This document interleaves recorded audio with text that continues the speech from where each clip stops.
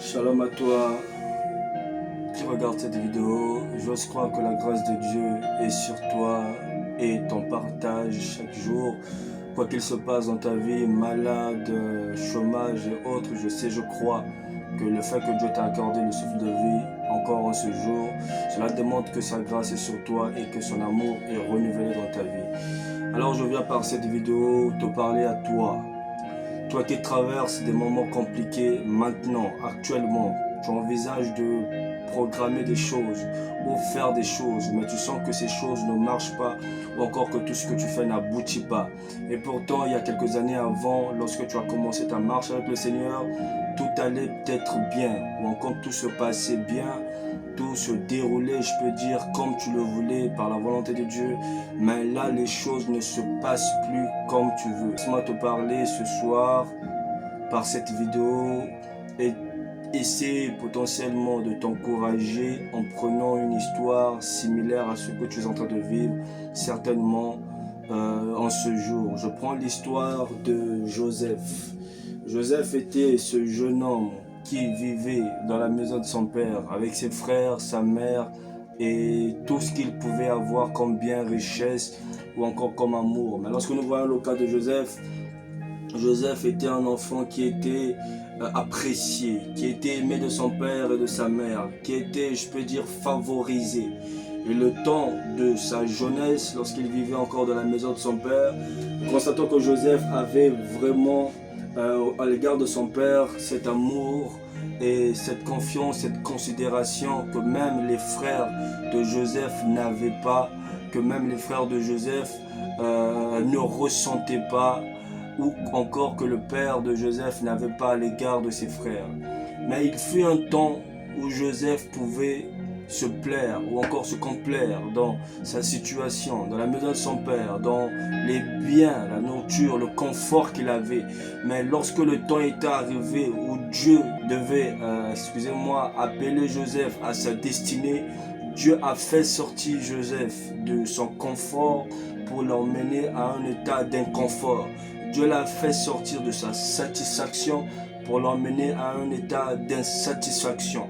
Dieu l'a fait sortir de sa paix pour l'emmener dans un état de trouble. Et cette transition est un passage obligatoire pour tous les enfants de Dieu, tous les serviteurs de Dieu ou encore tous les hommes de Dieu. Chaque homme de Dieu, lorsque vous allez potentiellement lui demander son parcours, il va vous dire que lorsque j'ai commencé comme ceci, comme cela. Mais ce n'est pas tout à fait exact. Parce qu'avant, il y a eu cet appel, ce zèle. Mais en prolongeant, il a fallu qu'il traverse une forme de désert. Sache que chaque enfant de Dieu, à un moment de sa vie, est appelé à traverser un désert, est appelé à traverser une situation compliquée. En réalité, cette situation, Dieu ne l'emmène pas dans ta vie comme pour t'arrêter, pour te détruire ou encore pour t'évincer.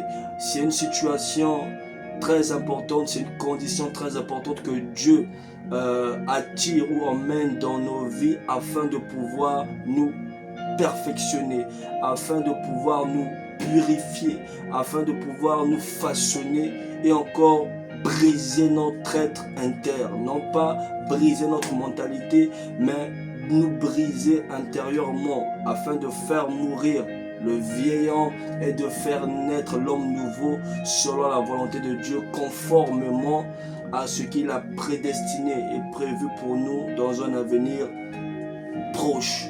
Et ce genre d'étape ou ce genre de moment est difficile pour certaines personnes parce que comme Joseph a traversé ces moments, il a été haï de ses frères, du confort qu'il était. Il est passé dans un état d'inconfort, de paix qu'il avait. Il est passé dans un état de trouble, de la gloire ou encore de l'amour qu'il avait de ses parents. Il est passé dans un état de haine. Il a été vendu. Même lorsqu'il arrive dans la maison de Potiphar, il y a eu un temps où il pouvait ressentir une forme d'oasis. Il pouvait ressentir une forme de paix. Mais dans cet état, Joseph a encore été accusé d'être un violeur, d'être un trompeur et autres. Alors, il pouvait se dire certainement que mais qu'est-ce qui m'arrive, qu'est-ce qui se passe, Seigneur, pourquoi m'as-tu abandonné, Seigneur, pourquoi dans la maison de mon père j'étais ceci, cela, mais pourquoi arriver ces choses et ces situations se présentent dans ma vie. Mais bizarrement, j'ai essayé de voir, peut-être que vous allez me dire, vous avez trouvé ce verset, mais il n'y a pas eu un endroit où Joseph a pleuré, ou encore Joseph a certainement prononcer des paroles de lamentation. Je vais encore essayer de chercher, peut-être que j'ai pas bien lu, mais je n'ai pas trouvé cela. Mais dans chaque état, on montrait ou on faisait ressortir un Joseph qui avait la capacité de pouvoir surmonter jusqu'à ce que Dieu l'emmenait à l'état de gloire, à savoir à être en présence du Pharaon et à devenir le ministre ou l'administrateur de tout ce qui était ou de tout ce qui concernait l'Égypte. Justement pour vous dire dans ce sens, il y a aussi un verset qui nous aide à pouvoir nous fortifier lorsque nous traversons ces moments. Joseph, on ne mentionne pas qu'il a eu peut-être aussi à connaître ce verset parce que ce verset dans le Nouveau Testament, mais Joseph, à proprement dit, il avait cette capacité de pouvoir appliquer aussi ce verset. Ce verset se trouve dans Ephésiens 6, 13. Il est mentionné que c'est pourquoi prenez toutes les armes de Dieu afin de pouvoir résister dans le jour mauvais et de tenir ferme après avoir tout surmonté. Bizarrement, lorsque nous voyons ce verset, on va se dire que ce verset présente comme une erreur parce que ce n'est pas logique de prendre les armes de Dieu, de tenir ferme après avoir tout surmonté. On devait normalement dire prenez toutes les armes de Dieu pour pouvoir tenir ferme, résister et surmonter ou encore pour surmonter. Mais on nous présente et on met l'accent sur l'importance de d'abord surmonter la situation ou les événements avant de prendre les armes et avant de pouvoir être disposé à résister ou encore à tenir ferme. On ne peut pas tenir ferme ni résister si on n'a pas eu à surmonter au préalable. Frères, sœurs, lorsqu'une bataille se présente, lorsqu'une situation se présente, ou lorsque tu traverses dans un état compliqué, justement pour pouvoir espérer tenir ferme, apprends à surmonter ce que tu es en train de traverser. Ne laisse personne te faire croire que cette situation ou ce que tu es en train de traverser est une fatalité. Tant que Dieu n'a pas dit que cela est une fatalité, alors personne n'a le droit de t'imposer ou de te dire que cela est une fatalité. Tant que Dieu n'a pas certifié ou Dieu n'a pas confirmé cela dans ta vie, personne n'a le droit de te faire croire que cela est ainsi. Et c'est dans cet état où ce verset nous enseigne que dans les conditions ou dans les moments difficiles, lorsque tu sens que les ténèbres battent le plein, lorsque tu sens que les problèmes s'accumulent, toutes situations vont de mal en pire, c'est le genre de moment que tu es appelé à surmonter, à prendre conscience que ce n'est pas une fatalité. Moi, lorsque je traverse généralement ces moments, l'une des choses qui me vient à l'esprit, je me dis toujours que cette situation n'est qu'un tremplin.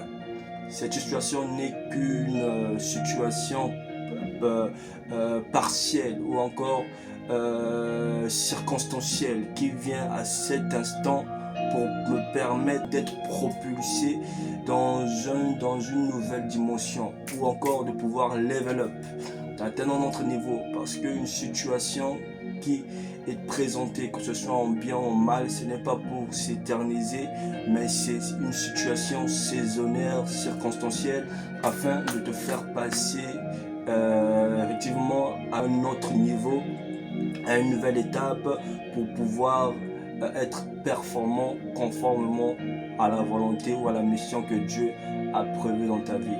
Et apprends à surmonter. Ce que tu vis, ce n'est pas une fatalité. Ce que tu vis, ce n'est pas non plus une défaite. Ce que tu vis n'est pas une fin en soi, mais c'est juste un désert. C'est juste une montagne. C'est juste un truc qui arrive et c'est tout à fait normal. Que personne ne vient te faire croire que tu es en retard, que personne ne vient te faire croire que tu es en avance, que personne ne vient te faire croire que tu n'es pas capable parce que tu es dans la volonté de Dieu. Et ce que tu vis, tout homme de Dieu, même les plus grands dans la Bible, ont vécu cela sans passer par là. Jésus, avant d'atteindre la gloire, il fut un temps où il était apprécié, il fut un temps où il faisait des miracles, en le reconnaissant, le célébrer, mais il fut un temps où il est passé dans le désert. Lorsqu'il est passé dans le désert, ce n'est pas seulement en résistant au diable, mais son désert aussi, ça a été le calvaire de la croix. Et après ça, il est arrivé à la fin. Il y a une étape où nous commençons le désert, pendant le désert et après le désert. Et justement, après le désert, il y a la gloire qui se présente. Après ce que tu vis, il y a une gloire potentielle. Alors attache-toi à Dieu, fais-le confiance. Et sache que ce que tu vis, ce n'est qu'une situation circonstancielle ou c'est qu'une situation saisonnière. Cette situation passera lorsque Dieu aura manifesté ce pourquoi il a prévu que cette situation arrive dans ta vie. Soit c'est un brisement, soit c'est une transformation, soit c'est un lavement, soit c'est une purification, soit c'est un état de maturité ou de conscience qu'il veut potentiellement te donner, d'acquérir afin de pouvoir te faire avancer dans une nouvelle dimension, ou soit c'est juste une connaissance que tu dois acquérir pour pouvoir avancer selon son œuvre, selon sa volonté. Alors, fortifie-toi et prends courage. Comme il a dit à Josué, fortifie-toi et prends courage. Fortifie-toi et prends courage.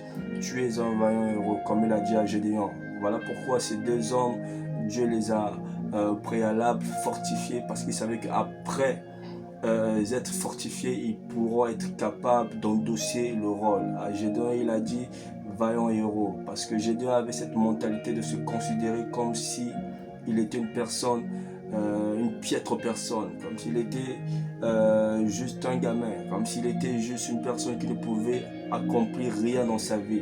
Mais dans cet état, Dieu ne voyait pas une personne piètre, mais Dieu voyait un vaillant héros. Voilà pourquoi il a dit ces paroles réconfortantes. Prends courage, vaillant héros, tu es un vaillant héros. Il a appelé vaillant héros justement pour lui donner de pouvoir surmonter cet état de mépris envers lui-même et de lui donner justement d'être capable de porter et d'endosser la charge de vaillant héros pour pouvoir briser les étels. Et de même, Josué, était dans un état de lamentation, de torpeur. Et Dieu l'a dit, fortifie-toi et prends courage. Parce que Dieu savait qu'il pouvait accomplir cette tâche. Alors il fallait qu'il surmonte la mort de Moïse pour pouvoir avancer. Tant qu'il ne surmontait pas cette mort, tant qu'il ne surmontait pas le fait d'avoir perdu son prédécesseur, son mentor, il ne pouvait jamais avancer. Tout ce qui t'arrive doit t'arriver parce que Dieu veut te donner d'atteindre un autre niveau en te brisant, en te façonnant, en te perfectionnant par ce désert ou par cette situation. Mais sache que ce n'est pas une fatalité et que personne ne te fasse croire que c'est une fatalité. C'est juste une situation qui arrive dans ta vie pour te servir de tremplin afin de te propulser à une autre dimension, à un autre niveau.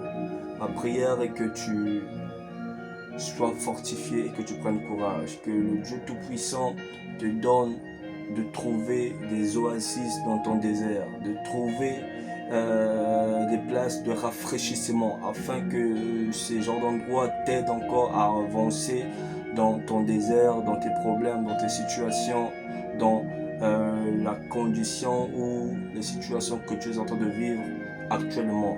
L'une des personnes qui m'a aidé à avancer dans mon état, dans le ministère, même dans ma vie professionnelle, c'est mon père. Vous savez, mon père est l'une de ces personnes qui, même lorsque les situations arrivaient, même lorsque les problèmes arrivaient, que ce soit au titre ministériel, familial et autres, il a toujours tenu ferme dans sa foi, il a toujours tenu ferme dans sa marche chrétienne, il n'a jamais abandonné.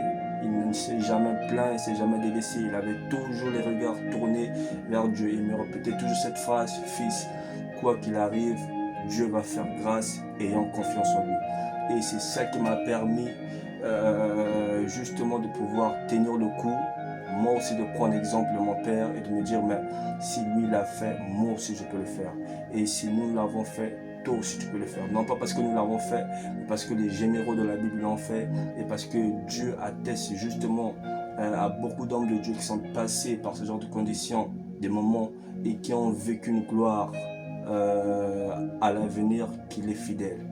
Alors que Dieu t'aide à surmonter ces moments, à prendre courage et à avancer selon sa volonté et à atteindre le but que Dieu t'a fixé dans ta vie au nom puissant, précieux et glorieux du Seigneur Jésus-Christ de Nazareth. Que Dieu te bénisse là où tu es, qu'il essuie tes larmes et qu'il te donne encore cette force, ce courage par cette vidéo de pouvoir avancer et que personne, je répète, ne te fasse croire que tu n'es pas dans la volonté de Dieu.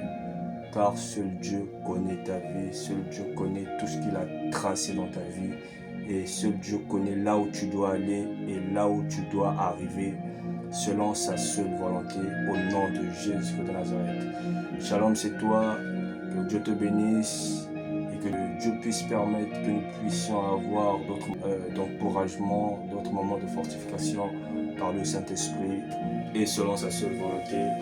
Que Dieu te bénisse. Shalom, c'est toi.